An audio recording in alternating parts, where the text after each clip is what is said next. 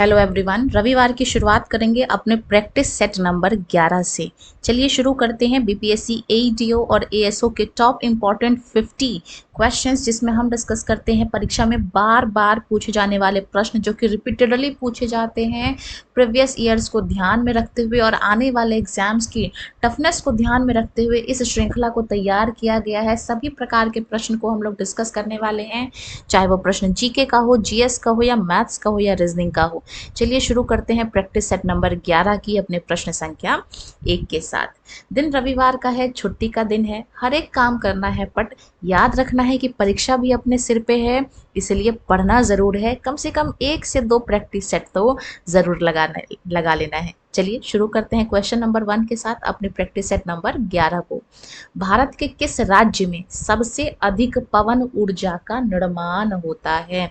यानी कि सबसे ज़्यादा जो विंड एनर्जी है ये कहाँ पे होता है? तो आप सभी को मैं बता दूं कि भारत में सबसे ज़्यादा जो पवन ऊर्जा का निर्माण है ये गुजरात में होता है। ठीक है, हम सभी जानते हैं गुजरात की जो राजधानी है वो क्या है, आप कहेंगे गांधीनगर है। और अगर मैं यहाँ पे बात करूँ कि भारत की रैंक क्या है पवन ऊर्जा के उत्पादन में, तो भारत की चौथी रैंक है पवन ऊर्जा के उत्पादन में विश्व में। ठीक है, अच्छा चलते हैं अगले क्वेश्चन की तरफ। भारत में कौन सा राज्य मूंगफली उत्पादन में अग्रणी है? यानी कि पीनट के प्रोडक्शन में कौन सा राज्य जो है वो टॉप पे है? तो पीनट प्रोडक्शन में अगेन गुजरात का नाम आता है। ऑप्शन नंबर डी इसका जो है वो सही जवाब है। ठीक है, चलते हैं अगले क्वेश्चन की तरफ। हॉर्न ऑफ अफ्रीका कहलाने वाले विभिन्न 4 देशों में से कौन सा स्थल रुद्ध है? काफी इंपॉर्टेंट सवाल है।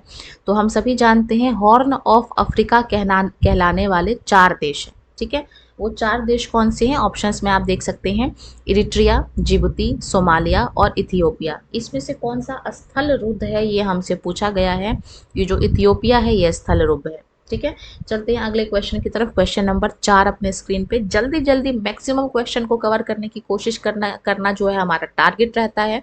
परीक्षा जो है वो अपने सिर पे है, ऐसे में हमें कोशिश ये करना है कि हमें कम टाइम में कैसे मैक्सिमम यूटिलिटी जो है वो लेनी है ताकि मैक्सिमम क्वेश्चंस की प्रैक्टिस हो सके।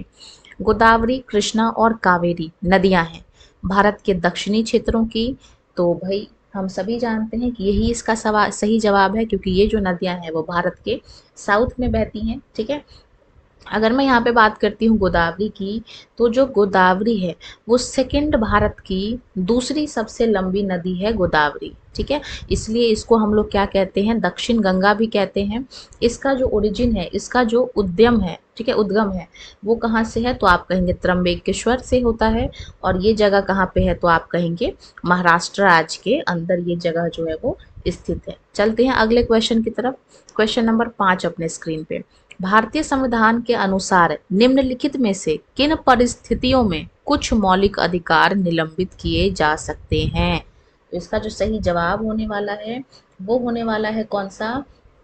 आप कहेंगे इसका सही जवाब होने वाला है ऑप्शन नंबर डी, यानी कि बाहरी आपात स्थितियों के दौरान, या फिर अगर युद्ध लग जाए या बाहरी आक्रमण हो जाए, इस कंडीशन में मौलिक अधिकार जो है वो निलंबित किए जा सकते हैं। अच्छा, कुछ मौलिक अधिकार हैं, जैसे कि हम लोग आर्टिकल 20 की बात करें और 21 की बात करें, तो इसको हम लोग कभी भी निलंबित नहीं कर सकते हैं, ये हमेशा ही लागू हो रहेंगे। तो आर्टिकल 20 और 21 कभी जो है निलंबित नहीं होते, बाकी हम लोग कुछ मौलिक अधिकार को इस स्थिति में जो है वो निलंबित कर देते हैं। ठीक है, और चलते हैं अगले क्वेश्चन की तरफ। क्वेश्चन नंबर 6 अपने स्क्रीन पे। दूसरी पंचवर्षीय योजना यानी कि सेकंड 5 ईयर प्लान, हम सभी जानते हैं 1956 से लेके 61 तक दूसरा पंचवर्षीय योजना आया था, जिसमें तेजी से इंडस्ट्री पे हमने फोकस किया था, औद्योगिकीकरण पे और सार्वजनिक क्षेत्र पे भी जोर दिया था। तो ये जो प्लानिंग है, ये जो ड्राफ्ट किया गया था प्लान, ये किसके लीडरशिप में बनाया गया था? तो हम सभी जानते हैं इसको किसने ड्रॉ किया था? आप कहेंगे पीसी महालनोबिस का ये मॉडल है, और इन्हीं के नेतृत्व में इसका जो है वो निर्माण हुआ था। अच्छा, अगर आपसे ये पूछा जाए कि पहला जो 5 ईयर प्लान था जो कि 1951 से लेके 56 तक चला था, ये किस मॉडल पे बेस्ड था? तो आप कहेंगे इसका जो मॉडल था वो था हैरोल्ड डोमर। ठीक है, इस मॉडल पे ये जो था वो बेस्ड था 1951 से लेके 56 तक। और ये जो योजना आयोग है, इसको हमने ख़त्म कर दिया था कब? आप कहेंगे 2015 में, और इसी के जगह पे क्या आया था? आप कहेंगे नीति आयोग की स्थापना हुई थी। ठीक है, तो ये इतने सवाल थे पंचवर्षीय योजना से संबंधित।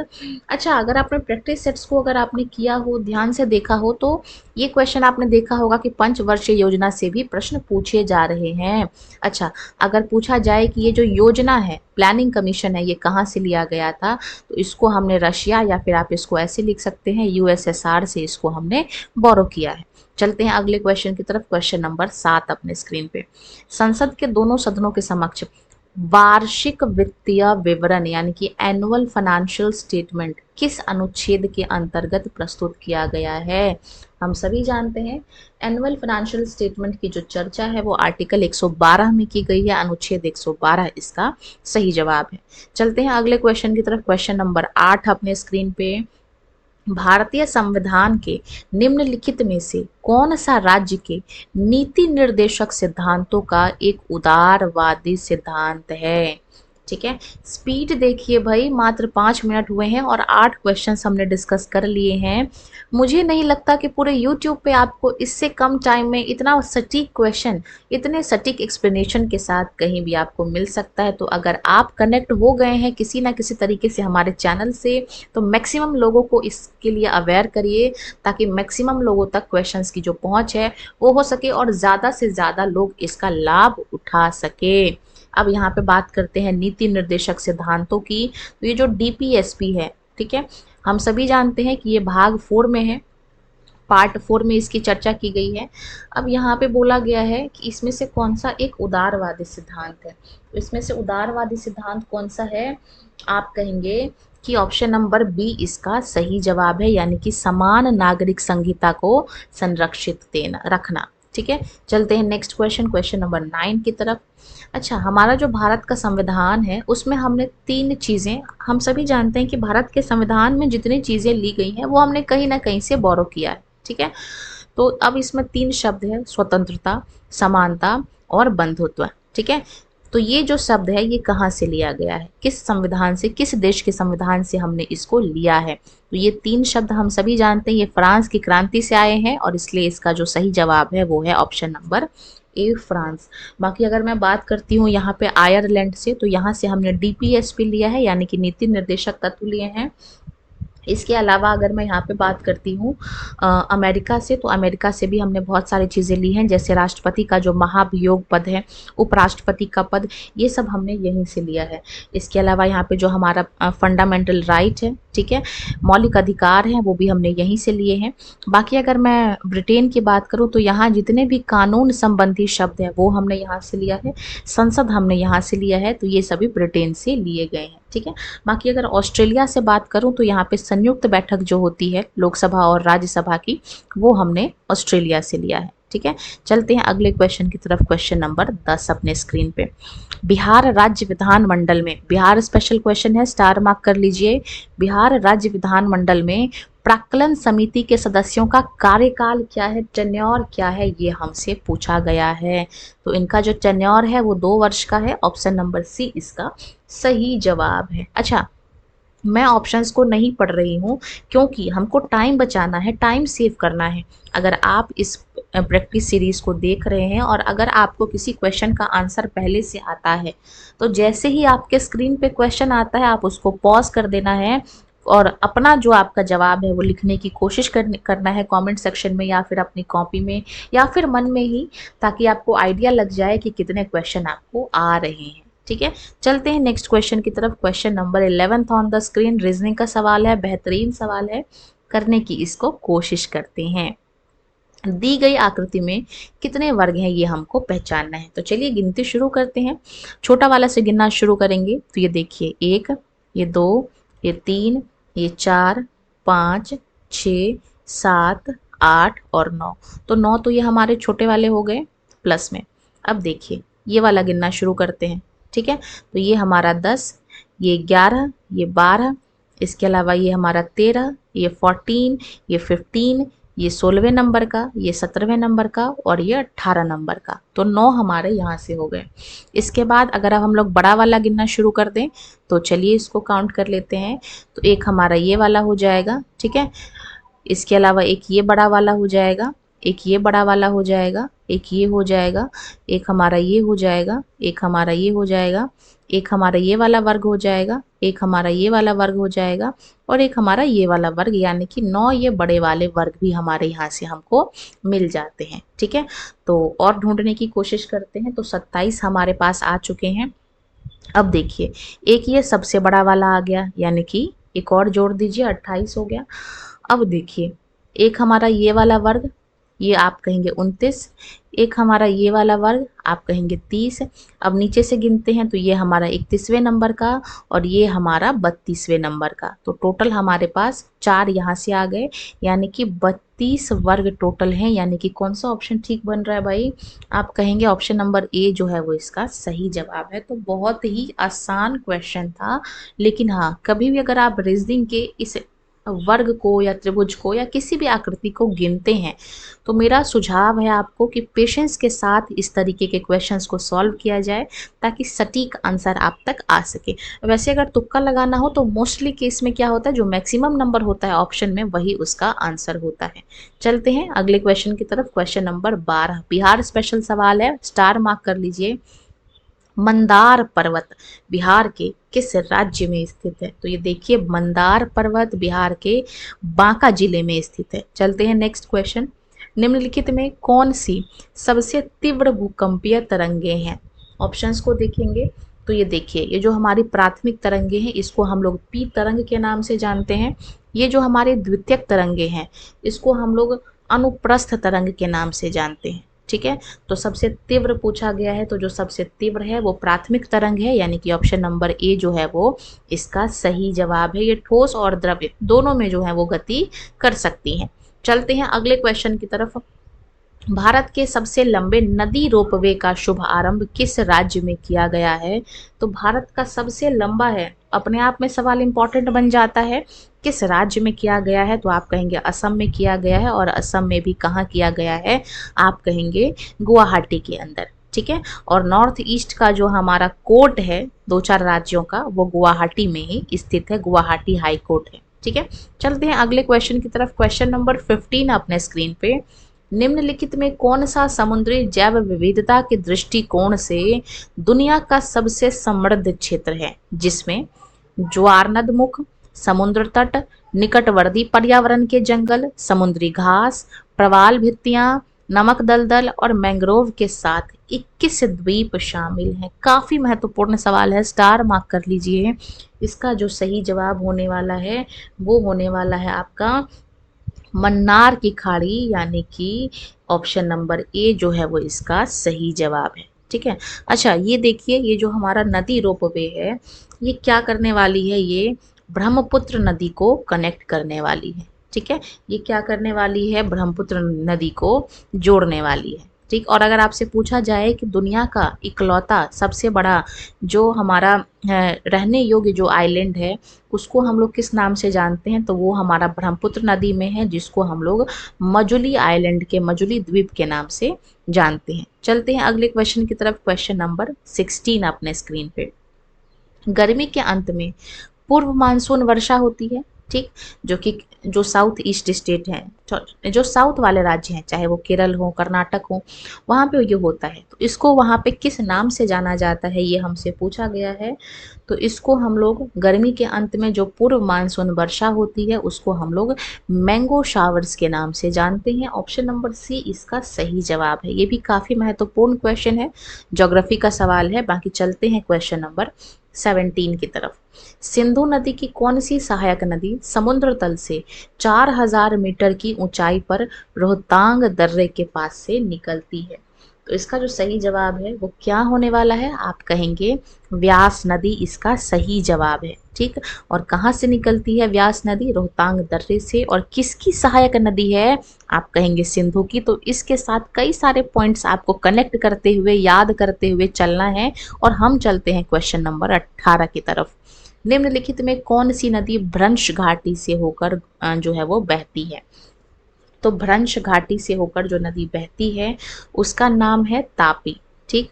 इसके अलावा अगर मैं बोलूं कि पश्चिम की ओर गिरने वाली या अरब सागर की ओर गिरने वाली नदी जो है वो कौन सी है, तो आप कहेंगे भारत की दो नदी जो कि फेमस है, एक का नाम है नर्मदा और दूसरे का नाम है तापी। ये पश्चिम में गिरती हैं, अरब सागर में गिरती हैं, और ऑप्शन नंबर डी जो है वो इस क्वेश्चन का सही जवाब है। बाकी अगर मैं इसके ओरिजिन की बात करूं, उद्गम की बात करूं, तो ये सतपुड़ा रेंज, सतपुड़ा की श्रृंखला से जो है वो इसका ओरिजिन होता है। चलते हैं अगले क्वेश्चन नंबर 19 की तरफ। भारत की जनगणना 2021 के अनुसार, 2021 में जनगणना हुआ था, लेकिन हम सभी जानते हैं जो जनगणना है वो हमारा जो है वो 10 साल पे होता है, ठीक है। लेकिन किसी कारणवश हम सभी जानते हैं हमारे भारत देश के अंदर कोविड आ गया था, कोरोना वायरस आ गया था, जिस वजह से 2021 में जनगणना नहीं हो पाया। फिर हमको उससे उबरने में कई साल लग गए और अब फाइनली 2026 में सेंसस कंडक्ट कराया जा रहा है। तो जब तक 2026 का जनगणना नहीं हो जाता संपूर्ण, तब तक हमको जो है वो 2011 का जनगणना से ही क्वेश्चन जो है वो पूछे जाएंगे। तो वो आपको ध्यान में रखते हुए चलना है। बोला गया है भारत की जनगणना यानी कि सेंसस 2011 के अकॉर्डिंग 3 सबसे अधिक आबादी वाले यानी कि पॉपुलेशन वाले राज्य कौन से हैं। तो हम सभी जानते हैं सबसे ज़्यादा आबादी वाला जो राज्य है वो अपना उत्तर प्रदेश है, दूसरा नंबर महाराष्ट्र का आता है और तीसरा नंबर अपने बिहार का आता है, यानी कि ऑप्शन नंबर सी जो है वो इसका सही जवाब है। चलेंगे नेक्स्ट क्वेश्चन नंबर 20 की तरफ। भारत का जागृत जो ज्वालामुखी है, वॉल्केनो है, वो कौन सा है। तो हम सभी जानते हैं कि भारत में केवल और केवल एक ही एक्टिव वॉल्केनो है जिसका नाम है बैरन, और ये हम सभी जानते हैं ये कहाँ है। तो आप कहेंगे अंडमान निकोबार द्वीप समूह में है, ठीक है। कहाँ है ये, अंडमान निकोबार द्वीप समूह में है। तो ये भी काफ़ी इम्पोर्टेंट सवाल है। और चलते हैं हम लोग अगले क्वेश्चन की तरफ, क्वेश्चन नंबर 21 अपने स्क्रीन पे। ये भी सवाल महत्वपूर्ण है। अच्छा, आप कहेंगे भाई हर क्वेश्चन को बोल रहे हो महत्वपूर्ण, तो जी हाँ, सही सुना आपने। सिलेक्ट किए गए सारे क्वेश्चन अपने आप में इम्पॉर्टेंट हैं। अगर आपने सभी प्रैक्टिस सेट्स ध्यान से देख लिए, कर लिए, समझ लिए, याद कर लिए, तो यकीन मानिए इसमें से आपको क्वेश्चन ज़रूर से मिलेंगे अपने आने वाले एग्जाम में। तो क्वेश्चन नंबर 21 की चर्चा करेंगे। कैबो लैमजाओ जो कि भारत का फ्लोटिंग पार्क है, तैरता राष्ट्रीय पार्क है, ये कहाँ पर स्थित है। इसकी जो स्थिति है वो मणिपुर में है, यानी कि ऑप्शन नंबर बी जो है वो इसका सही जवाब है। अच्छा, अगर मैं बात करूं भारत का पहला राष्ट्रीय पार्क की, तो ये जिम कॉर्बेट है। और ये जो जिम कॉर्बेट है ये कहाँ स्थित है, तो हम सभी जानते हैं ये उत्तराखंड में है, ठीक है। देवभूमि उत्तराखंड में जिम कॉर्बेट नेशनल पार्क है जो कि भारत का पहला राष्ट्रीय पार्क है। अच्छा, अगर मैं बात करती हूँ भारत का सबसे बड़ा राष्ट्रीय पार्क कौन सा है, तो आप कहेंगे हेमिस है। और ये जो हेमिस है ये कहाँ पे स्थित है, तो ये हमारे केंद्र शासित प्रदेश लद्दाख में स्थित है, ठीक है। और अगर मैं आपसे बोल दूँ कि अगले क्वेश्चन पे चलें, तो नेक्स्ट क्वेश्चन हमारा कौन सा कहलाता है। नेक्स्ट क्वेश्चन हमारा 22 क्वेश्चन नंबर स्क्रीन पे है। क्वेश्चन नंबर 22 रीजनिंग का सवाल है। चलिए इसको सॉल्व करने की कोशिश करते हैं, ठीक है। तो अगला क्वेश्चन हमारे स्क्रीन पे बोला गया है हमसे कि दी गई आकृति में सही प्रतिबिंब को चुनिए, यानी कि हमको मिरर इमेज चुनना है। तो चलिए देखते हैं इसको। मिरर यहाँ पे रखा गया है, जब इसको हम लोग देखेंगे तो ये जो फिगर है वो इधर की तरफ आ जाएगा, उल्टा आ जाएगा, ठीक है। हम लोग दाएं से बाएं की ओर घुमा देंगे। तो यहाँ देखिए तीर जो है वो इस फिगर में यहाँ पे है, त्रिभुज जो बन रहा है, तो यहाँ पे आके क्या हो जाएगा, ये इधर की तरफ बनना चाहिए। ऐसा कौन सा फिगर है, आप कहेंगे ये भी आ रहा है, ये भी आ रहा है, ये भी आ रहा है और ये भी आ रहा है, ठीक बात है। लेकिन यहाँ देखिए, यहाँ तो केवल और केवल त्रिभुज है, सर्कल तो आ नहीं रहा, तो इसको हम लोग काट देते हैं, हमारा ये ऑप्शन नहीं होगा, ठीक है। इसके अलावा देखते हैं अगला क्वेश्चन। नेक्स्ट क्वेश्चन देखिए, यहाँ पे हमारे ऊपर में यहाँ पे सर्कल लगा है, तो क्या यहाँ पे ऊपर में किसी फिगर में सर्कल लगा है, आप कहेंगे इसमें नहीं लगा, तो हमने इसको भी हटा दिया। अब देखिए यहाँ पे बोला गया है कि यहाँ पे एक ऐसी लाइन है और एक ऐसी नीचे भी त्रिभुज है, तो इधर की तरफ एक त्रिभुज बनना चाहिए और एक लाइन होना चाहिए। तो यहाँ देखिए इस फिगर में लाइन नहीं है, तो ये भी फिगर हमारा गलत हो गया, यानी कि ऑप्शन नंबर डी जो है वो इसका सही जवाब है। तो ऐसे ही रीजनिंग के सवाल को आप आसानी से हल कर सकते हैं, इसको छोटे छोटे पार्ट में ब्रेक करके या फिर ऑप्शंस को एलिमिनेट करके। चलते हैं next question, question number 23 on the screen. बोला गया है जैसे पनीर दूध से संबंधित है, वैसे ही इनमें से कौन सा ऑप्शन जो है वो आपस से रिलेट करता है। तो केक बेक करना गलत बात है, बेक का मतलब पकाना होता है। क्या मिर्च से टमाटर या टमाटर से मिर्च बना है, तो नहीं भाई, गलत जवाब है। क्या केचप से सॉस और सॉस से केचप बना है, तो नहीं, सॉस और केचप एक ही नाम है। क्या अंगूर से वाइन बना है, तो आप कहेंगे जी हाँ, अंगूर से ही वाइन बनता है, यानी कि ऑप्शन नंबर ए इसका सही जवाब है। चलेंगे नेक्स्ट क्वेश्चन देखेंगे अपने स्क्रीन पे, क्वेश्चन नंबर 24 आ चुका है। रीजनिंग का सवाल है, बेहतरीन सवाल है, इसको सॉल्व करने की कोशिश करते हैं। बोला गया है जैसे ये शब्द रिलेट करता है इससे, ये शब्द रिलेट करता है इससे, वैसे ही ऑप्शन में से कौन सा शब्द रिलेट करता है। तो चलिए पहले इसको हम लोग सॉल्व करने की कोशिश करते हैं। तो DAC को हमने कैसे लिखा है, आप कहेंगे इसको लिखा है NK और M। तो कैसे आया है भाई, डी में हम लोगों ने कितना जोड़ा हुआ है, आप कहेंगे 10 जोड़ा है, तो यहाँ पे प्लस का 10 किया हुआ है। एक को के बनाने के लिए भी हमने इसमें 10 ऐड किया है, और यहाँ पे भी हमने 10 जोड़ दिया है, यानी कि पैटर्न का मतलब ये है कि हमने 10 10 10 10 जोड़ दिया है। ऐसे ही P से Z पे जाने के लिए हमने इसमें 10 जोड़ दिया, N से X पे जाने के लिए हमने इसमें 10 जोड़ दिया, और M से W पे जाने के लिए भी हमने इसमें 10 ऐड कर दिया। तो ऐसा हमको कौन सा ऑप्शन दिख रहा है, एक एक करके एलिमिनेट करेंगे। क्या H को E पे पहुंचने के लिए हमने 10 जोड़ा होगा, बिल्कुल नहीं। क्या P को S पे पहुंचने के लिए हमने 10 जोड़ा होगा, तो नहीं, हमने तो 3 ही जोड़ा होगा, तो ये भी हमारा गलत हो गया। क्या G को Q पे पहुंचाने के लिए हमने इसमें 10 जोड़ा होगा, तो बिल्कुल ठीक बात है भाई, G को Q पे पहुंचाने के लिए हमने इसमें कितना जोड़ा होगा, 10 जोड़ा होगा, यानी कि यही इसका सही उत्तर है। तो कभी कभार रीजनिंग का पूरा क्वेश्चन, क्योंकि हमको क्या है, हमको कम समय में आंसर को टिक लगाना है, तो रीजनिंग में हम अक्सर क्या करते हैं, पूरे क्वेश्चन को ना सॉल्व करके केवल और केवल पैटर्न पे काम करते हैं, आसानी से जो जिसका सटीक उत्तर आ जाए उस तरीके से इसको हम लोग सॉल्व करने की कोशिश करते हैं। तो लास्ट वाला ऑप्शन हम लोग चेक नहीं करेंगे क्योंकि यहीं पे हमारा उत्तर आ गया है। चलेंगे अगले क्वेश्चन की तरफ, क्वेश्चन नंबर 25 अपने स्क्रीन पे। गणित का सवाल है, बेहतरीन सवाल है, चलिए इसको सॉल्व करने की कोशिश करते हैं। इसको हमको बोला है हल करने के लिए, तो कैसे इसको हम लोग हल करेंगे। अच्छा ये देखिए बीच में जो है ये हमारा क्या है, बीच में हमारा डिवाइड का सिंबल है, भाग किया गया है, ठीक है, मिसप्रिंट हो गया, यहाँ पे भाग है। तो इसको कैसे सॉल्व करेंगे, ये देखिए 125 है और ये 3 अंक के बाद पॉइंट है, इसको हमने गुणा किया है 1 से, तो नीचे कितने ज़ीरो हो गए, आप कहेंगे 3 पॉइंट इसका और 2 पॉइंट इसका, यानी कि 5 ज़ीरो नीचे लगा दो, ठीक है। अब इसको हमको भाग करना है इस नंबर से, तो इसको लिख लेते हैं 5 गुणा 5, ठीक। ऊपर कितना ज़ीरो लगाएंगे, तो आप कहेंगे 3 ज़ीरो यहाँ से और 1 ज़ीरो यहाँ से, यानी कि ऊपर 4 ज़ीरो लगेंगे, ठीक है। तो हमने क्वेश्चन लिख लिया, अब सॉल्व करने की कोशिश करते हैं। 5 से हमारा 25 बार में कट गया और 5 से हमारा 5 बार में कट गया, ठीक है।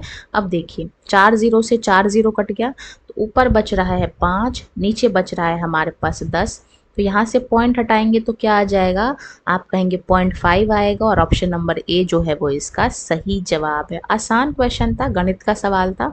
चलेंगे नेक्स्ट क्वेश्चन, क्वेश्चन नंबर 26 की ओर, ठीक है। बोला गया यहाँ पे एक साहूकार 30,000 के 2 भागों में, पहला 8% की दर पे और दूसरा 9% की दर पे ऋण देता है, यानी कि लोन देता है। अब बोला गया है कि यदि टोटल जो यहाँ पे ब्याज बन रहा है, अगर 2650 रुपये का ब्याज बन रहा है, तो 8% की दर से ऋण पर दी गई राशि कितनी है, ठीक है। चलिए सॉल्व करने की कोशिश करते हैं। हम सभी जानते हैं कि सिंपल इंटरेस्ट का फॉर्मूला क्या होता है, आप कहेंगे PRT बटा 100, जहाँ P का मतलब मूलधन, R का मतलब दर और T का मतलब समय है। तो चलिए सॉल्व करने की कोशिश करते हैं। 30,000 टोटल पैसा है, तो हम मान लेते हैं कि पहला पैसा X है, इसको 8% की दर पे दिया गया है और 1 साल के लिए दिया गया है, भाग करेंगे 100 से प्लस में। हम सभी जानते हैं कि टोटल पैसा 30,000 है। अब अगर पहला हिस्सा x है तो दूसरा हिस्सा कितना हो जाएगा, आप कहेंगे 30,000 में से पहला वाला हिस्सा घटा दो, यानी कि 30,000 गुणा x। इसको 9 से गुना करेंगे क्योंकि दर है, और ये भी 1 साल के लिए दिया गया है, और भाग कर देंगे हम लोग 100 से। ऐसा करके इसको 2650 रुपये का यहाँ पे क्या मिल रहा है, जो है टोटल ब्याज मिल रहा है। सॉल्व करने की कोशिश करते हैं। यहाँ आ जाएगा 8x, ठीक है। यहाँ पे 30,000 को 9 से गुणा करेंगे तो आ जाएगा 27,000, ठीक है। 27,000 आ जाएगा हमारे पास, 2,70,000 आ जाएगा। इसके अलावा x को 9 से गुणा करेंगे तो माइनस का 9x, और यहाँ पे हमारा है 2650, और यहाँ से एलसीएम लेके 2 0 उधर चला गया तो 2 0 हम लोग और यहाँ पे लिख देंगे, ठीक है। तो यहाँ देखिए 2,70,000 में से अगर हम लोग क्या करें, 2,65,000 को घटा दें तो कितना आ रहा है, आप कहेंगे 5,000 बचा। और यहाँ पे हम लोग 9x में से 8x घटा दें तो क्या बच रहा है, x घटा रहे हैं, ठीक है। x आ रहा है तो x का मान कितना है, 5,000। और हमसे यही पूछा गया है कि 8% की दर पे हमने कितना लोन दिया है, तो ये देखिए 8% पे हमने x लोन दिया है, और x का मतलब क्या है, 5,000, यानी कि कौन सा ऑप्शन ठीक है, ऑप्शन नंबर जो है वो डी इसका सही जवाब है, ठीक है। चलते हैं नेक्स्ट क्वेश्चन, क्वेश्चन नंबर 27 की ओर। टाइम एंड वर्क का सवाल है, तो इसको सॉल्व करने की कोशिश करते हैं। बोला गया यहाँ पे कि ए किसी काम को 9 दिन में पूरा करता है, बी और सी उसी काम को 12 और 18 दिन में पूरा करते हैं, यानी कि बी इस काम को 12 दिन में और सी इस काम को 18 दिन में। तो इसका एलसीएम कितना आ जाएगा, आप कहेंगे इस तीनों का एलसीएम आ जाएगा 36। बोला गया अगर तीनों लोग मिलके काम करें तो टोटल काम कितने दिनों में ख़त्म कर लेंगे, ठीक है। तो देखिए अगर ए किसी काम को 9 दिन में काम कर रहा है और टोटल उसको 36 काम करने हैं, यानी कि क्षमता इसकी 4 है ना। अगर 12 काम कर रहा है और टोटल काम 36 करना है तो क्षमता इसकी यहाँ पे 3 है। इसी तरीके से सी अगर किसी काम को 18 दिन में कर रहा है और टोटल काम उसको 36 करने हैं तो 18 दूनी 36, यानी कि इसकी क्षमता कितनी है, आप कहेंगे 2 है, ठीक है। तो तीनों लोग अगर मिल जाएं, यानी कि 4 + 3 7 और 2 9, तो इसको हम लोग 9 से भाग कर देंगे, यानी कि यहाँ पे कितने दिन में काम कर लेंगे तीनों मिलके, आप कहेंगे 4 दिन में काम को निपटा लेंगे, यानी कि ऑप्शन नंबर जो है वो ए इसका सही जवाब है। चलते हैं अगले क्वेश्चन की तरफ। नेक्स्ट क्वेश्चन अपने स्क्रीन पे हमारे पास है, एक वस्तु को, प्रॉफिट एंड लॉस का सवाल है, एक वस्तु को उसके अंकित मूल्य पर 12.5% और 8% की 2 क्रमागत छूट देने के बाद इतने में बेचा गया, ठीक है। तो यहाँ पे 2 सक्सेसिव डिस्काउंट दिया गया है। हम सभी जानते हैं 12.5% का मतलब है 1/8, है ना। और अगर यहाँ पे हम लोग इसकी बात करें, 8% की बात करें तो 8% का मतलब है 2/25, ठीक है। तो चलिए लिखते हैं हम लोग। हमने किसी सामान को, ये MP है और ये SP है, कोई सामान है जो कि 8 रुपये का था, ठीक। तो 8 रुपये का था तो इस पे हमने कितना छूट दिया है, आप कहेंगे 1 छूट दिया है, यानी कि 7 में बेचा। और कोई सामान यहाँ पे 25 रुपये का था तो यहाँ पे 2 रुपये की छूट दी, यानी कि कितने में बेचा, आप कहेंगे 23 रुपये में बेचा है, ठीक है।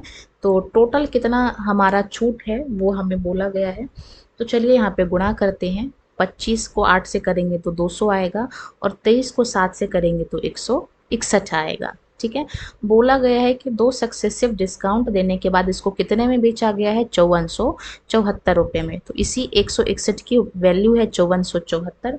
इसको अगर हम लोग काटते हैं तो ये हमारा चला जाएगा 23 के पहाड़े, 7 के पहाड़े से 23 बार में, और 7 के टेबल से इसको काटेंगे तो ये जाएगा 782 बार में।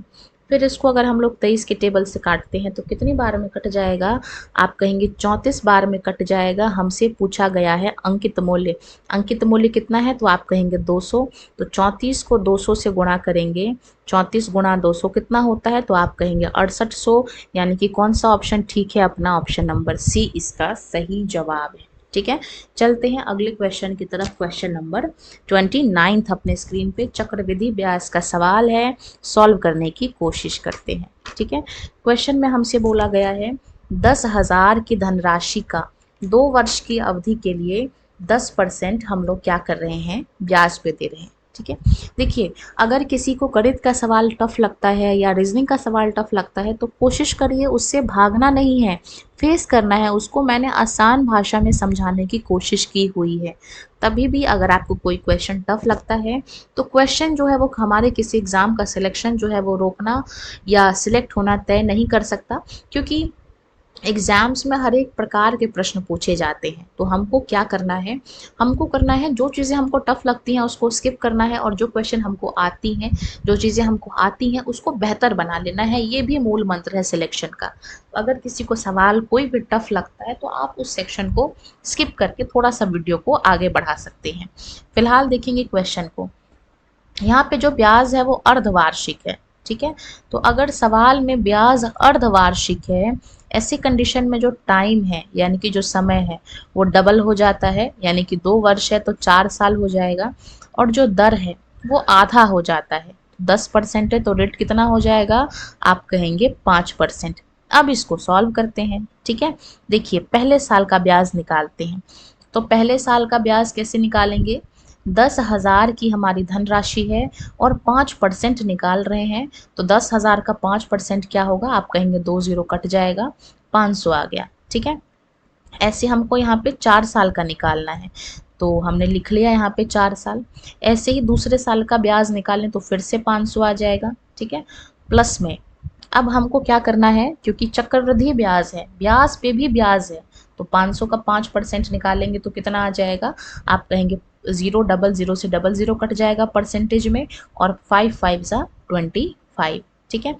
तीसरे साल का ब्याज देखिए 500 प्लस में, यहाँ पे 500 का निकालेंगे ब्याज तो आ जाएगा 25, इस 500 का ब्याज निकालेंगे तो आप कहेंगे 25, और 25 का 5% निकालेंगे तो 125 आएगा, यानी कि 1.25। ऐसे ही चौथे साल का निकालते हैं, तो चौथे साल का हमारे पास क्या आ जाएगा, तो आप कहेंगे यहाँ पे हमारा कितना आ गया, ये देखिए, ठीक है। फोर्थ ईयर का निकालेंगे तो कितना आ जाएगा, आप कहेंगे 500 आ गया, प्लस में इस 500 का निकालेंगे तो 25 आ जाएगा, इस 500 का निकालेंगे तो 25 आ जाएगा, और इस 500 का निकालेंगे तो भी 25 आ जाएगा। बाकी 3 बार 25 है, और इस 25 25 25 का ब्याज निकालें तो आ जाएगा 1.25, 1.25 और 1.25, ठीक है। और अगर 125 का 5 से निकालें तो 625 आएगा, यानी कि 0.625 के अराउंड जो है वो इसका आंसर आएगा, ठीक है। सभी को जोड़ते हैं, टोटल ब्याज हमको यहाँ पे निकालने के लिए बोला है, तो सभी को ऐड करते हैं, ठीक। ये देखिए 500 500 500 और 500, यानी कि 2000 हो गया, ठीक है। आगे देखिए 25 को जोड़ते हैं तो 25 50 75, ये 100, ये 125 और ये 150, यानी कि 2150 हमारा जो है वो इतना आ गया है। तो ये देखिए, अब हमारे पास क्या बच गया, सिर्फ ये 125 पॉइंट में रह रहा है।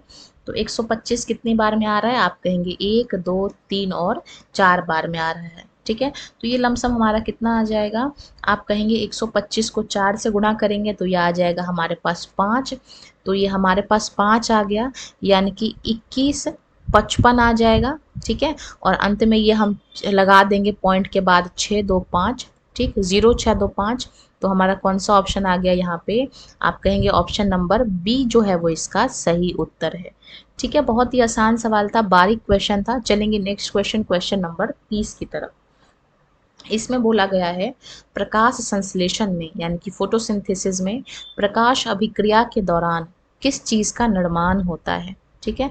तो जब हमारा प्रकाश संश्लेषण होता है, ऐसे कंडीशन में हमारा एटीपी बनता है, यानी कि एड्रेनल ट्राइफॉस्फेट का निर्माण होता है। इसके अलावा हाइड्रोजन का निर्माण होता है और ऑक्सीजन का निर्माण होता है, ठीक। तो कौन सा हमारा सही जवाब बन रहा है, हमारा जो सही उत्तर बन रहा है वो बन रहा है ऑप्शन नंबर सी, इसका सही जवाब है, ठीक है। तो चलेंगे अगले क्वेश्चन, क्वेश्चन नंबर 31 की तरफ। ये भी हमारे जीएस का सवाल है। पूछा गया है सही कथन का चयन करिए। माइटोकॉन्ड्रियल मैट्रिक्स में पायरुवेट का निर्माण होता है, गलत जवाब है। नेक्स्ट है सक्सिनाइल सीओए का सक्सिनिक अम्ल में परिवर्तन के दौरान एटीपी के तुल्य अणु का संश्लेषण होता है, तो ये बात भी गलत है। हाइड्रोजन के निष्कासन के लिए श्वसन में यानी कि जब हम सांस लेते हैं तो उसमें ऑक्सीजन अत्यावश्यक है, ज़रूरी है। तो भाई ये बात सही है, यानी कि ऑप्शन नंबर सी जो है वो इसका सही जवाब है और ये बात गलत है। ठीक है, चलेंगे अगले क्वेश्चन की तरफ। यदि एक दौड़ता हुआ लड़का एक घूमती हुई मेज पर कूदता है तो निम्नलिखित में क्या संरक्षित रहेगा? ऑप्शंस को देखेंगे यहाँ पे। रेखीय संवेग, गतिज ऊर्जा, कोणीय संवेग या फिर उपयुक्त में से कोई नहीं। तो इसका जो सही जवाब है वो क्या होने वाला है? ऑप्शन नंबर बी सी होने वाला है। कोणीय संवेग जो है वो संरक्षित रहेगा। चलेंगे नेक्स्ट क्वेश्चन, क्वेश्चन नंबर 33 की ओर। निम्नलिखित में से कौन सी द्रव्य तरंगों की तरंग दैर्ध्य सबसे कम है जबकि वो समान गति से गमन कर रही हो? ठीक, तो तरंग दैर्ध्य सबसे कम किसकी होती है?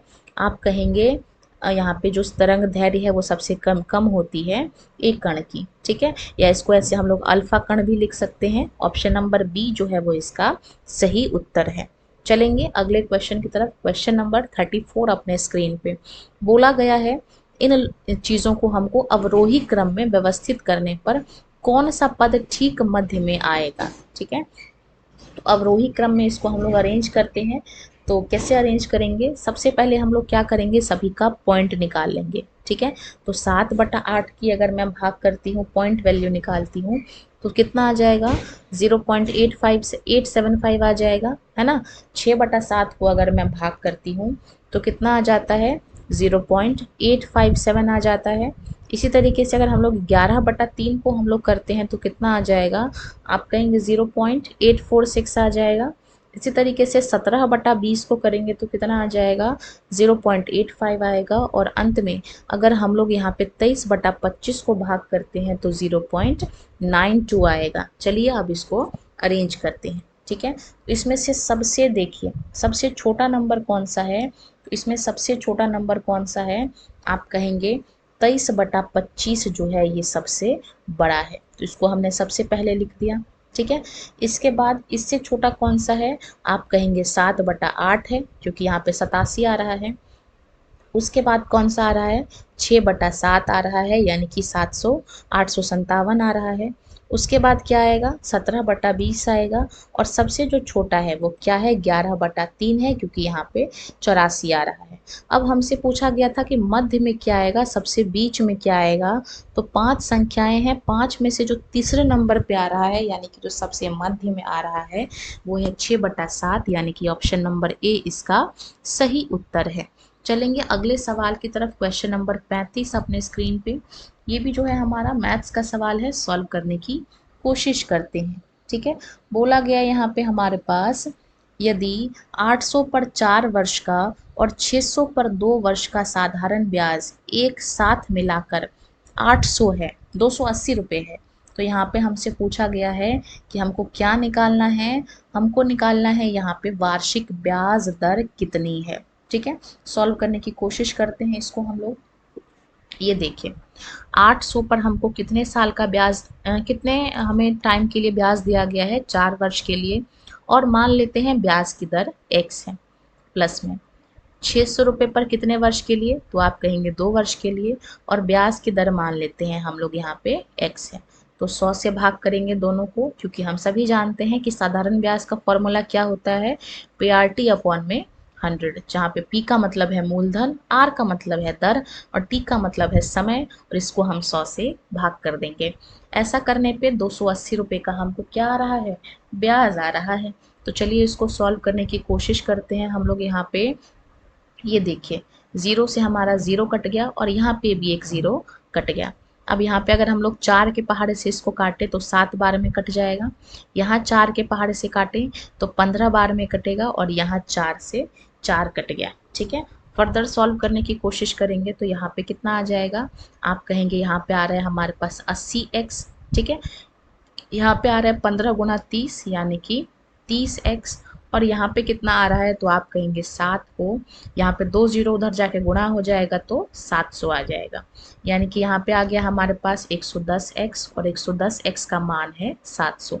अब देखिए 0 से 0 कट गया और x का मान आ गया 70/11।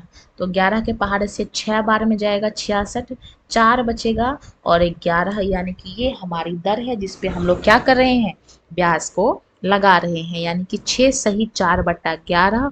ऑप्शन नंबर ए जो है वो इसका सही उत्तर है। चलेंगे अगले प्रश्न की ओर। क्वेश्चन नंबर 36 अपने स्क्रीन पे। राम और श्याम के वेतन का अनुपात यानी कि सैलरी का जो रेशो है वो 8:5 है। ठीक है, तो मान लेते हैं राम की सैलरी 8x है और श्याम की सैलरी 5x है। बोला गया कि अगर दोनों की सैलरी में 2600 रुपये वृद्धि कर दी जाती है तो 2600 हमने जोड़ दिया।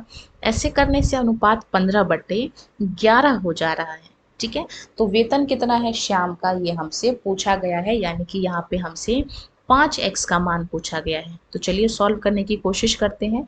क्रॉस मल्टीप्लाई करेंगे यहाँ पे हम लोग, तो क्या आ जाएगा हमारे पास, 8x की गुणा करेंगे 11 से तो 88x, 2600 की गुणा करेंगे यहाँ पे हम लोग 11 से तो ये हमारा आ जाएगा लगभग 28,600 रुपये। ठीक है, 28,600 बराबर 15 की मल्टीप्लाई 5x से तो 75x आ जाएगा, है ना। और अगर 2600 को गुणा करेंगे हम लोग 15 से तो यहाँ पे हमारे पास 39,000 आ जाता है। 88x में से 75 घटाएंगे तो 13x आएगा और 39,000 में से 28,600 घटाएंगे तो लगभग 10,400 हो जाएगा। ठीक है, अब 13 के पहाड़े से 104 कितनी बार में कटेगा, आप कहेंगे 8 बार में, और डबल ज़ीरो भी बचा हुआ है तो 5x को गुणा कर देंगे 8 से तो 8 पंचे 40, यानी कि 4,000 जो है वो श्याम का वेतन है। ऑप्शन नंबर बी इसका सही उत्तर है। ठीक है, चलेंगे नेक्स्ट क्वेश्चन, क्वेश्चन नंबर 38 की तरफ। रीजनिंग का सवाल है, इसको हमें क्वेश्चन की जगह पे क्या आ सकता है ये हमसे पूछा गया है। ठीक है, तो ध्यान से देखिए 141, 143, 145 तो यहाँ पूछा गया है, तो दो दो का अंतर है यहाँ पे, तो 145 में 2 जोड़ेंगे तो कितना आ जाएगा, 147 आ जाएगा। बहुत आसान क्वेश्चन था, सरल जवाब था इसका। ऑप्शन नंबर सी इसका सही उत्तर है। चलेंगे अगले क्वेश्चन की ओर। क्वेश्चन नंबर 38 अपने स्क्रीन पे। अंग्रेजी वर्णमाला क्रम के आधार पे अगर ये शब्द इससे संबंधित है, ये शब्द इससे संबंधित है, तो ये वाला जो शब्द है ये किससे संबंधित है, ये हमसे पूछा गया है। ठीक है, चलिए इसको सॉल्व करने की कोशिश करते हैं। ए, डी, ई और सी को कैसे लिखा गया है, जी, जे, के, आई लिखा गया।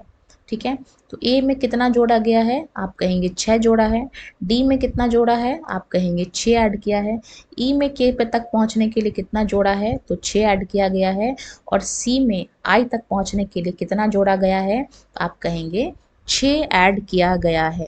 तो ये वाला शब्द किससे संबंधित है, तो चलिए सब में हम लोग 6 ऐड कर देते हैं। तो यहाँ पे हम लोग m में 6 ऐड करेंगे तो कितना आएगा, m में 6 जोड़ेंगे तो कितना आएगा, आप कहेंगे s आएगा। ठीक है, तो ये वाला ऑप्शन हमारा हट गया और ये ऑप्शन भी हमारा हट गया। अब p में हम लोग 6 ऐड करेंगे तो कितना आता है, आप कहेंगे v आएगा, यानी कि s के बाद क्या आना चाहिए, v आना चाहिए, और ऐसा केवल और केवल d ऑप्शन में है, यानी कि ऑप्शन नंबर डी जो है वो इसका सही उत्तर है। चलेंगे नेक्स्ट क्वेश्चन, क्वेश्चन नंबर 39 की ओर। एल एच की, ये जो है हमारा ब्लड रिलेशन का सवाल है, सॉल्व करने की कोशिश करते हैं। बोला गया है कि जो एल है वो एच की बेटी है। ठीक है, तो एच को ऊपर रखते हैं और एल को नीचे, और इसको हम लोग सर्कल से डिनोट करते हैं। अब एच का विवाह किससे हुआ है, के से हुआ है, तो के जो है इसको हमने ऐसे लिख दिया। अब बोला है जो के है वो आई की माँ है, इसका मतलब के महिला है ना, और वो आई की माँ है तो आई को हमने नीचे लिख दिया। अब ये एच क्या हो जाएगा, पुरुष हो जाएगा। बोला है जो आई है वो जे का पिता है, तो आई इसका मतलब पुरुष है, और ये किसका पिता है, आप कहेंगे जे का। जे की शादी एम से हुई है तो एम को हमने इस तरीके से लिख दिया। अब बोला है एम एन की बहन है, यानी कि एम महिला है और जे पुरुष है ना, और एक इसकी बहन है तो आप कहेंगे एन की। तो बोला गया है जे का संबंध एच से क्या है। ठीक है, तो ये जो जे है इसका संबंध क्या है एच से, आप कहेंगे बेटे का बेटा है। ठीक है, ये जो है इसका बेटा है और ये इसका बेटा है, यानी कि ऑप्शन नंबर सी इसका सही जवाब है। ठीक है, चलते हैं नेक्स्ट क्वेश्चन, क्वेश्चन नंबर 40। ये भी हमारा रीजनिंग का सवाल है। बोला गया है डाइस के फलक पे कौन सा नंबर आएगा। तो चलिए सॉल्व करने की कोशिश करते हैं। यहाँ देखिए, इन दोनों में सेम नंबर क्या है, आप कहेंगे 4 है। तो 4 के क्रम से हम लोग इन दोनों डाइस को लिखते हैं। 4 है, 4 के बाद क्या है, 6 है, और 6 के बाद क्या है, आप कहेंगे 2 है। ठीक है, इस तरीके से अगर हम इसको लिखें क्रम में, तो यहाँ पे क्या है, 4 है, 4 के नीचे 4 लिखेंगे। 4 के बाद क्या आ रहा है, 5 आ रहा है, और 5 के बाद क्या आ रहा है, आप कहेंगे 3 आ रहा है। तो 5 के अपोजिट में क्या है, तो आप कहेंगे 6 आ रहा है, यानी कि ऑप्शन नंबर ए जो है वो इसका सही उत्तर है। चलेंगे अगले सवाल की ओर, क्वेश्चन नंबर 41 अपने स्क्रीन पे। बोला गया है इस क्वेश्चन के जगह पे क्या आएगा। ठीक है, ध्यान से देखते हैं। पहले ये स्टार यहाँ पे है, अगले फिगर में ये ऊपर आ गया। ठीक है, यानी कि एक कदम ऊपर चला गया। तो अगले में क्या आना चाहिए, यहाँ पे आना चाहिए, यहाँ पे स्टार बनना चाहिए, है ना। और ऐसा कौन सा ऑप्शन है, आप कहेंगे ये नहीं है, ये नहीं है, ये नहीं है, केवल और केवल बी एक ऐसा ऑप्शन है जिसमें ऊपर स्टार बन रहा है दाएं साइड में। ठीक है, यानी कि ऑप्शन नंबर बी इसका सही जवाब है। चलेंगे अगले सवाल की ओर, क्वेश्चन नंबर 42 अपने स्क्रीन पे। रीजनिंग का सवाल है, कैसे सॉल्व करेंगे इसको हम लोग, हमसे पूछा गया है यहाँ पे, उस विकल्प का चयन करिए जिसमें यह आकृति निहित है। ठीक है, तो कौन सा वाला होगा हमारे पास, ध्यान से देखिए। यहाँ पे क्या है, ये इस तरीके से है, ऐसे और इस तरीके से किया गया है, फिर ऐसे बनाया गया, एरो बनाया गया बाहर की तरफ। यहाँ ऐसा नहीं है, तो ये हमारा नहीं होगा। इस ऑप्शन को देखिए, ये इस तरीके से है। ठीक है, उसके बाद हमने ऐसे लाइन खींचा, फिर हमने क्या किया है, एरो बनाया है, तो यहाँ पे एरो अलग से नहीं बन रहा, यानी कि ये भी नहीं होगा। ये तो बिल्कुल देखने में ही नहीं लग रहा, तो ये भी नहीं होगा। इस ऑप्शन को देखिए, यहाँ पे ये इस तरीके से सर्कल है, 2 लाइनें खींची गई हैं, बाहर की तरफ एरो भी बनाया गया है दोनों फिगर में, यानी कि यही जो है वो इसका सही जवाब है। Option number D will be the right answer. चलते हैं अगले सवाल की ओर, क्वेश्चन नंबर 43 अपने स्क्रीन पे। रीजनिंग का सवाल है, ये भी आसान क्वेश्चन है, सॉल्व करने की कोशिश करते हैं। बोर्ड संबंधित है इससे, मैनी संबंधित है इससे, तो टाइम किससे संबंधित होगा, ये हमसे पूछा गया है। तो बोर्ड को लिखेंगे, तो BOAT, इसको कैसे लिखा गया है, आप कहेंगे इसको लिखा गया है XES और F में। ठीक है, तो कैसे इसको लिखा है हमने, ध्यान से देखिए। B को कैसे लिखा हमने, F लिखा 4 जोड़ के लास्ट में। T को कैसे लिखा है, X लिखा 4 जोड़ के लास्ट में। ठीक है, इसी तरीके से A में हमने E 4 जोड़ा तो E लिखा है, और O में हमने 4 जोड़ा तो S आया है। इसी तरीके से टाइम को हमको सॉल्व करना है, तो टाइम को क्या करेंगे, ई में हम लोग 4 जोड़ेंगे तो ये आएगा, क्या आना चाहिए, FGH और I आना चाहिए। ठीक है, तो ये ऑप्शन हमारा हट गया और ये ऑप्शन भी हमारा हट गया। ठीक है, तो इस तरीके से एलिमिनेट करके भी हम लोग क्वेश्चन को सॉल्व कर सकते हैं। अब हम लोग T में 4 जोड़ेंगे तो क्या आएगा, UVW और X आएगा। ठीक, यानी कि ये जो शब्द है वो आई से शुरू हो रहा है और एक्स पे खत्म हो रहा है। ऑप्शन नंबर ए गलत हो गया, ऑप्शन नंबर सी जो है वो इसका सही जवाब है, IQMX। चलेंगे नेक्स्ट क्वेश्चन की तरफ, क्वेश्चन नंबर 44 अपने स्क्रीन पे। बोला गया इसी तरीके से, अगर जेंट को हमने इस तरीके से कूट किया है तो रूट को कैसे कूट किया जाए, ये हमसे पूछा गया है। तो चलिए जेंट का पता लगाते हैं कि हमने इसको कैसे कूट किया है। ठीक है, तो इसको हमने लिखा है कुछ इस तरीके से। तो यहाँ देखिए, जी को हमने कैसे लिखा है, आप कहेंगे के लिखा है, तो HIJK 4 जोड़ा है। इसी तरीके से आई में 4 जोड़ा है तो क्या आ गया, M आ गया। ठीक है, अब यहाँ देखिए, ए में यहाँ पे 4 जोड़ा तो AE आया है, N में 4 जोड़ा तो R आया है, और T में 4 जोड़ा तो हमने X आया है। इसी पैटर्न पे हमको रूट को कोड करना है, तो इसको हम लोग लिख लेते हैं। ठीक है, देखिए बीच वाले शब्द में हम लोग सीधा 4 जोड़ेंगे, तो U में 4 जोड़ेंगे तो क्या आएगा, VWXY, यानी कि Y आएगा बीच में। तो हमारा ये ऑप्शन गलत हो गया, ये भी ऑप्शन गलत हो गया, या तो A होगा या B होगा। आगे सॉल्व करने की कोशिश करते हैं। O में हम लोग 4 जोड़ते हैं तो क्या आता है, आप कहेंगे S आएगा। ठीक है। तो ये जो ऑप्शन है वो एस से शुरू होगा, तो हमारा ये भी गलत हो गया। कौन सा सही जवाब है? ऑप्शन नंबर ए इसका सही उत्तर है। चलेंगे अगले सवाल, क्वेश्चन नंबर 45 की तरफ। डायरेक्शन का सवाल है, अच्छा सवाल है, सॉल्व करने की कोशिश करते हैं। दो व्यक्ति हैं जो ए और बी समान बिंदु पर खड़े हैं, ठीक है।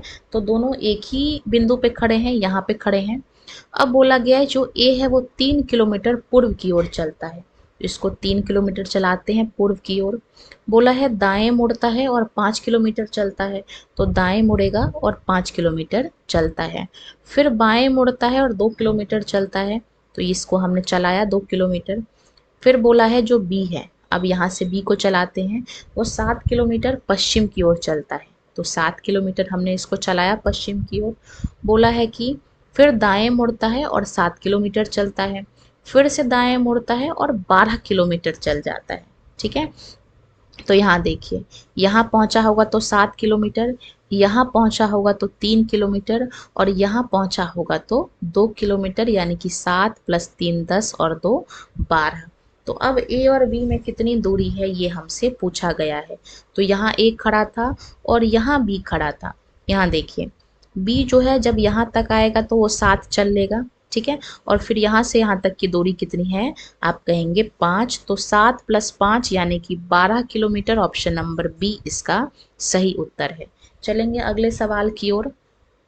बोला गया है यदि W का मतलब 108 है, T का मतलब 4 है, Y का मतलब 6 है और Z का मतलब 3 है, तो इस क्वेश्चन को हमको सॉल्व करना है। तो लिख लीजिए, W यानी कि 108 और 108 को भाग करेंगे Y से यानी कि 6 से, ठीक है। और गुणा करेंगे हम लोग Z से यानी कि 3 से। तो 6 के पहाड़ से कितनी बार में जाएगा? आप कहेंगे ये कितनी बार में कट जाएगा? 18 बार में, ठीक है। और इसको गुणा कर देंगे हम लोग किससे?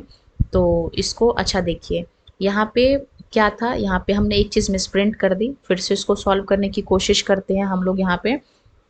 तो यहाँ पे हमसे पूछा गया है कि हमको क्या करना है, इस तरीके से इसको सॉल्व करना है। तो कैसे सॉल्व करेंगे इसको? हम लोग इसको सॉल्व करेंगे। W है तो 108 है, इसको भाग करना है हमको Y से यानी कि 6 से, ठीक है। फिर हमको क्या करना है? माइनस करना है T से यानी कि 4 से, और फिर गुणा कर लेना है Z से यानी कि 3 से। तो 6 को भाग करेंगे 108 से तो 18, ठीक है। और माइनस का 4 तिया 12, 18 में से 12 घटाएंगे तो कितना आ जाएगा? आप कहेंगे 6 आ जाएगा, यानी कि ऑप्शन नंबर बी इसका सही उत्तर है। आसान सवाल था, इजी से सॉल्व हो गया। चलेंगे अगले सवाल की तरफ, क्वेश्चन नंबर 47 की तरफ। बोला गया है एक पंक्ति में कुछ लोग हैं और सभी उत्तर की ओर देख रहे हैं, ठीक है। तो ये हमारा जो है वो राइट साइड हो जाएगा, यही हमारा उत्तर होगा, ये हमारा लेफ्ट साइड होगा और ये हमारा दक्षिण होगा, ठीक है। तो बोला गया है ई एफ के बाईं ओर से 8वें स्थान पर है। तो चलिए इसको हम लोग बनाते हैं। बोला गया है कि एफ के बाईं ओर से 8वें स्थान पर ई है, ठीक है। अब देखते हैं आगे। ई के बाईं ओर 2 व्यक्ति हैं, तो ई के बाईं ओर भी कितने व्यक्ति हैं? आप कहेंगे 2 और व्यक्ति हैं। तो टोटल कितनी संख्या है ये हमसे पूछा गया है, ठीक है। तो ये देखिए, एफ के बाईं ओर कितने लोग हैं ई को लगा के? तो आप कहेंगे 8 लोग हैं। और ई के आगे कितने लोग हैं? आप कहेंगे 2 लोग हैं। और एफ भी है, यानी कि 8 + 2 + एफ कितना हो गया? आप कहेंगे 11 हो गया, यानी कि ऑप्शन नंबर कौन सा सही उत्तर है? बी इसका सही जवाब है। चलेंगे नेक्स्ट क्वेश्चन, क्वेश्चन नंबर 48 की ओर। बोला गया हमसे कि यहाँ पे कौन सा नंबर आएगा, इसको हमको सॉल्व करना है, ठीक है। तो एक एक करके इसको हम लोग सॉल्व करते हैं ऑप्शंस के साथ। तो अगर हम लोग RYM को ONJ लिखें तो कैसे हो रहा है भाई? ध्यान से देखिए, O PQR यानी कि 3, यहाँ पे N और Y के बीच क्या 3 आ रहा है? आप कहेंगे नहीं आ रहा। J और M के बीच आ रहा है तो KLM आ रहा है, लेकिन N और Y में 3 का कोई रिलेशन ही नहीं है, यानी कि ऑप्शन नंबर ए जो है वो इसका गलत उत्तर है। अगला कोशिश करते हैं हम लोग इसको सॉल्व करने की, RQM को। तो यहाँ पे देखिए कौन सा होगा, अगर इसको हम लोग RQM लिखते हैं और इसको हम लोग रिलेट करने की कोशिश करते हैं ONJ से। O में R लिखेंगे यानी कि 3 जोड़ा है, NOPQ यानी कि यहाँ पे भी 3 जोड़ा है, और J में M में भी हमने कितना ऐड किया है, 3 ऐड किया है। इसी तरीके से हम लोग आगे इसको रिलेट करने की कोशिश करते हैं। VUQ को रिलेट करना है हमको SR और N से। तो S में 3 जोड़ा तो V आ गया, है ना। TUV, R में 3 जोड़ा तो VU आ गया, और N में 3 जोड़ा तो आप कहेंगे Q आ गया। यानी कि दोनों तरफ हमने 3-3 जोड़ लिया है। ऑप्शन नंबर बी इसका सही उत्तर है। आज के 49th क्वेश्चन की ओर देखेंगे। ये भी रीजनिंग का सवाल है। इसको खोलने पे कैसा दिखाई देगा ये हमसे पूछा गया है। तो एक स्क्वायर यहाँ बनेगा, एक स्क्वायर ऊपर की ओर बनेगा, और एक स्क्वायर नीचे की ओर बनेगा। ठीक है, तो कुल 4 स्क्वायर बन रहे हैं। तो ये गलत हो गया हमारे पास, और इसमें से कोई एक जवाब हो सकता है। बाकी देखिए, इसको यहाँ खोलेंगे तो यहाँ आएगा, इस तरफ खोलेंगे तो यहाँ आएगा, और इस तरफ भी खोलेंगे तो कुछ इस तरीके से बनेगा। यानी कि सिंपल सिंपल 2 आयत बनेंगे। ठीक है, तो ये भी हमारा गलत हो गया। या तो ये हो गया या तो ये होगा। अब देखिए, इस त्रिभुज को ऊपर की ओर खोलेंगे तो ऐसा बनेगा। यानी कि कौन सा ऑप्शन ठीक बन रहा है, ये गलत हो गया। ऑप्शन नंबर ए जो है वो इसका सही उत्तर है। और आज के अंतिम क्वेश्चन को देखेंगे। निम्नलिखित बहुलकों में से कौन सा बहुलक ताप सुघट्य है। ठीक है, तो इसका जो सही जवाब होने वाला है वो होने वाला है ऑप्शन नंबर ए, टेफ्लन, जो कि ताप सुघट्य है। और इसी के साथ प्रैक्टिस सेट नंबर 11 के टॉप 50 क्वेश्चन यहीं पे कंप्लीट होते हैं। इसी के साथ वीडियो को यहीं पे विराम लगाते हैं। बाकी आपके मन में अगर किसी प्रकार का कोई प्रश्न हो तो आप जो है उसका कमेंट सेक्शन में उसको लिख सकते हैं। बाकी BPSC AEDO का एडमिट कार्ड भी आ चुका है। होपफुली आप सबने डाउनलोड कर लिया होगा और अपने अपने सिटी को देख लिया होगा। इसी के साथ मैं वीडियो को यहीं पे अंत करती हूँ। वीडियो में बने रहने के लिए धन्यवाद। वीडियो अच्छी लगी हो तो वीडियो को लाइक करना, और ऐसे ही और प्रैक्टिस सेट्स को देख लेने के लिए चैनल को सब्सक्राइब कर लेना है। धन्यवाद।